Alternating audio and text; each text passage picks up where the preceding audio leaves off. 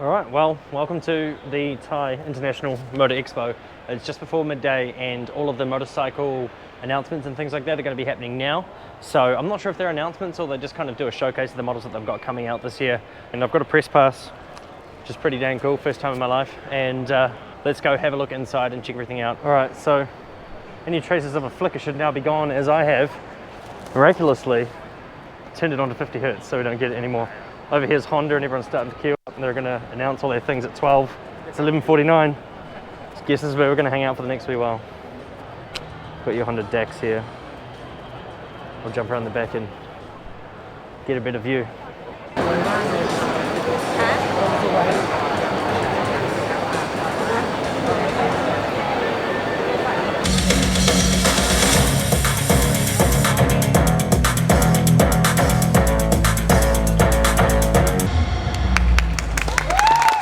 สวัสดีแขกผู้มีเกียรติทุกท่านนะครับผมขอต้อนเชิญเลยครับ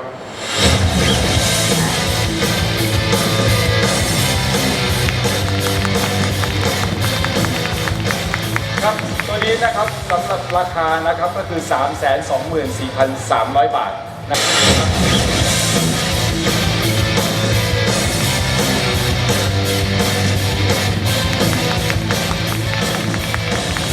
สำหรับตัว CV 650ตัวจริงเลยครับ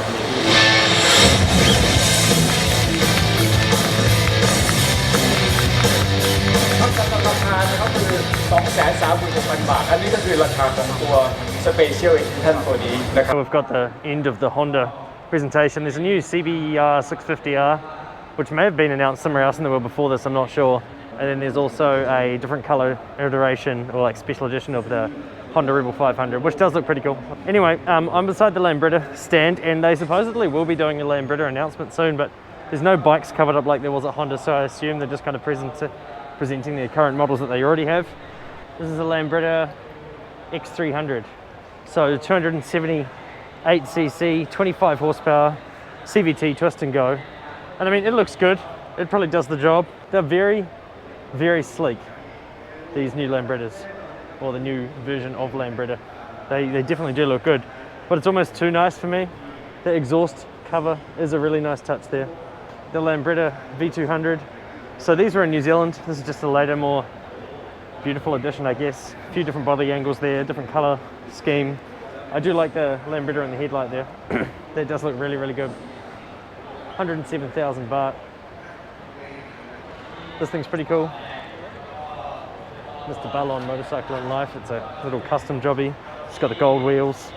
Got the nice upside down forks. Well, not upside down forks, got the gold wheels. Got the nice forks. Got a nice pipe on the back there. It's looking pretty sleek. And basically they've just got all their V200s out in every single color possible. And I guess that's the 300 that they're talking about up there, which is the nicest, latest model. All of the bike manufacturers are kind of doing theirs in a row now. I think next is Lambretta and then it's Triumph. So we'll stick around. A KLX 230 SM comes out with the Motard kit already. That thing looks bloody good, but it has no ABS, so that won't be coming onto the road in New Zealand. We'll go on the other side and see if we can have a look at what Yamaha's got outside. Oh look, Racing World Thailand. So they've got the Fazio, which I filmed in another video you may or may not have seen yet on Small Bike Stuff, which is where I went to a Yamaha dealership and they had the Fazio for sale. So that was interesting. A Fino, a dude playing drums on pads. Maybe they're just doing a sound check. Bunch of brands I don't actually know about over here. So that is pretty interesting. So this one here, first one, Alpha Valentis. Alpha Valentis, this is a Horizon 300. So they've just got a whole bunch of Vespa-esque looking things. The front of it looks like a Peugeot Kisby, which is a 50cc scooter available in New Zealand for a while. And the back of it just looks like definitely its own thing, but you know, there's no doubt that that's taken some inspiration from something Italian. That's probably the best way to put it. It's the Lambretta G350 Special, which is considered another model to celebrate 75th anniversary as well. But it's becoming a classic design with unique DNA for the Lambretta, which many of you have already seen the one that I just talked about, but it kind of is what it is. But you always I guess it's just a waiting personal for thing for me. announcement of the price. Like, I like So them, maybe but they don't get me going, you know? I mean, they would get me going technically, but realistically they don't. You know, I'm not barred up, but I do like them. And if someone gave me one and said, hey, go ride it for free, I would say, yes. Thank you, I appreciate this immensely. I was gonna wait and watch the Triumph announcement. In fact, I just made a little video saying I'm gonna do that. All right, so now it's Triumph's turn, but I'm not. I'm gonna go walk around and look at everything else because I just wanna see what's around. I don't particularly care about the new announcements of the bikes. I'm super happy that I just even got to come here. So I'm gonna go check out everything that is here. We had a quick look at these Horizon Alpha, I don't even know what they are, Valentis. But this thing over here looks pretty interesting, solar. I'm not sure where the manufacturer is from, but they've got some Honda Dream looking, Honda Supercarb-esque looking bikes here. So, I mean, the engine casing looks similar, wheels are similar, everything's pretty much like for like, you know what I mean? And then you've got this over here. Yeah, so just a 125, 6 kilowatt power. Goes hard for what it is. It's a solar groove. I mean, if you could buy these in New Zealand, they'd probably sell really well because they'd be quite cheap, but you know, I've got no idea what price they will actually end up being. M. Looks like a Super 73, but it's not. So that's pretty interesting. Whole bunch of little e-bikes, as you can see here. This tiny little thing, EM is the company, or M. What do we got? 400 watt motor, max speed 35k, max speed 30k. So these are little city side street or soy busters, as I like to call them.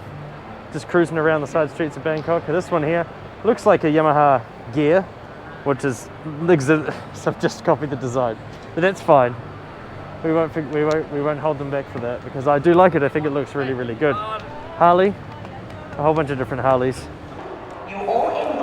Range, 90 kilometers, max speed, 74 kilometers per hour, and it looks like that. That's not too bad at all. This thing here though, looks bloody good.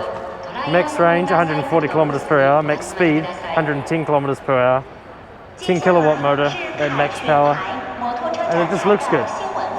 Now we're getting to the right territory. They're obviously banking on that because they've got 3 of those here and 1 of their other model. So yeah, pretty cool looking thing. I definitely am not mad. It looks bloody good. Royal Enfield, we've always got time for Royal Enfield. It's a classic 350.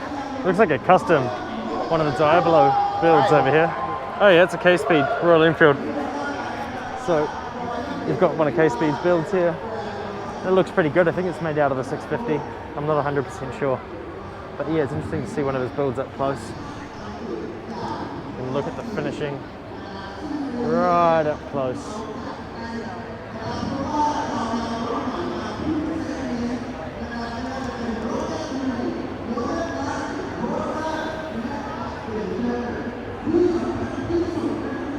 It's not bad. But yeah, I'm pretty sure that's made out of an Interceptor, so the 650 parallel twin. They're a pretty good bike. Like in New Zealand, these are only $10,000 brand new, and you can $10,000 to $11,000. You jump on one of these and you're kind of set. You know, it can do everything. It can go everywhere. You can ride 2 up if you want to, if it's your style and if that's what you want anyway. I think K-Speed build just looks cool, and it's got a tiny fuel tank, and it's not good for long distance, but it looks good. So that's what matters, right? Okay, Suzuki. They've gone hard on the yellow and black this year, which is pretty normal. Now this thing here is impressing me quite a lot. So this is a Suzuki crossover. It looks like a Raider-based build, but I don't know what size the engine is. The kickstart's blanked off entirely there. And yeah, it's got little stunt pegs on the front, a nice little Evo high performance pipe on the back, a nicer seat than normal, a really nice long chrome swing arm, tiny little 14-inch wheels, front and rear, which really make me excited. The dash looks like that, so you've just got turn signals, engine light, high beam, neutral and top, and yeah, kind of a basic arrangement there. Electric start, turn signals, lights and horn. And then this, and I believe these over here are the same. They look to be the Raider crossover, which I think is a 115 by the looks of it. I think it's got a 115cc engine. So that's what it looks like in stock form, which is pretty dang good. And I wish you could buy one. It reminds me a lot of the X-Harrier 125. which I did a test ride review on. Go watch it if you haven't. Cool video. I fell off and broke it a little bit. This thing here, Suzuki, another crossover, this is the Next, which is just this thing here with some knobbly tires and some crash bars on it, which look very good. All that racket behind me is the Triumph launch. Everyone over there, like heaps of people getting really excited about Triumph, but little do they know this is the best stall so far. I really like the 14-inch arrangement, and then this one over here has a big fat 19-inch, well not fat but tall, it's got a 19-inch tire on the front, some Racing Boy rims, and a 17 on the rear, and you've got your standard 4-speed here. This thing's semi-automatic, got no clutch, and it's just a bloody good looking bike. And then this one here has got a similar tire, Lime Mountain Beach. It's got a similar setup. Tire wise, it's just got a high pipe, which I don't know if that one does, or they have the same. Oh yep, got a similar pipe setup going on here. That's the FMF pipe on the side of it, and then you've got another stock one that's silver there. You've got the Raider 150 over here, which is a dual overhead cam 6-speed manual, and I think that's a bloody beautiful bike. But once again, not something we get in New Zealand. So while this is cool and I'm really enjoying it, it's also a massive, massive disappointment for me, because legally those bikes are not allowed on the road in New Zealand as they do not have ABS. Even if they did, Suzuki probably won't bring them in. The last time they bought an underbone bike was 2001. The Suzuki FX125 and the FX110. Oh, there's a Van around here. Or is it a TW? Yeah, no, that's a Van. Still making Vans? That's insane. I did not know that. I've ridden a couple of these in my life. They're very fun, but you're not racing if you're riding one of those. You've got the Smash FI, which has got the same engine as those crossovers over there. So I'm pretty sure that's 115cc, fuel injected. And same thing with that there, the Smash has a 115cc fuel injected engine as well. All the Suzuki stuff. Keep getting out of my way when I go to look at the bikes, but I'm not going to look at the big ones. Triumph announcement, like I said.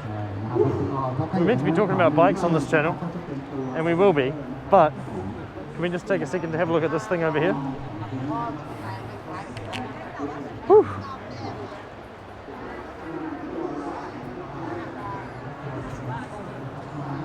I know a certain snoozing Richie that would be happy with this thing here. A very, very good looking touring car on the BMW stand. No complaints there. I'll see if I can find any more bikes, but if I can't, that'll be the end of this video. I would like to thank you for watching, because it has been so much fun going around and filming these small bikes. Unfortunately, there wasn't too many. Suzuki definitely takes the cake, but you know, you get what you ask. Well, it's the small bike industry, you know, we're lucky it exists. So we get what we're given, and we be appreciative of it, because countries like this, without them, there would be no small bikes. The market would just not exist enough to put them into production. I think we've got one more over here that I may have missed. Scamati, which is very interesting to see a Scamati dealer here, because Scamati was a concept by a couple of British guys. They wanted to remake, you know, a reliable version of the Lambretta or the Vespa, and then they made them, and then suddenly they kind of stopped coming out of the factories, and another brand popped up called Royal Alloy. But these things kind of, something dodgy went on there, and they made, these guys didn't make it, but Royal Alloy came on the scene and the factory kind of got taken away from them. They eventually got back into production. I think they've been in Thailand now. They used to be built in India, I believe. But yeah, no, they used to be built in China, forgive me. And now they're built in Thailand. So Scamati still exists. Dirt tires. Does look very, very cool. I do like it. It's a very, very good looking. So the Scamati Adventure Series. Definitely can't complain about that. 128,000 baht. Wow, pretty cool. Anyway, that definitely does it for the motorcycles, for the small motorcycles that I care about anyway. Thank you so much for watching this episode of Moving Our Small Bike Stuff. There'll be another video on Moving Our World about all the rest of the stuff that's here. So if you want to see it, go have a look.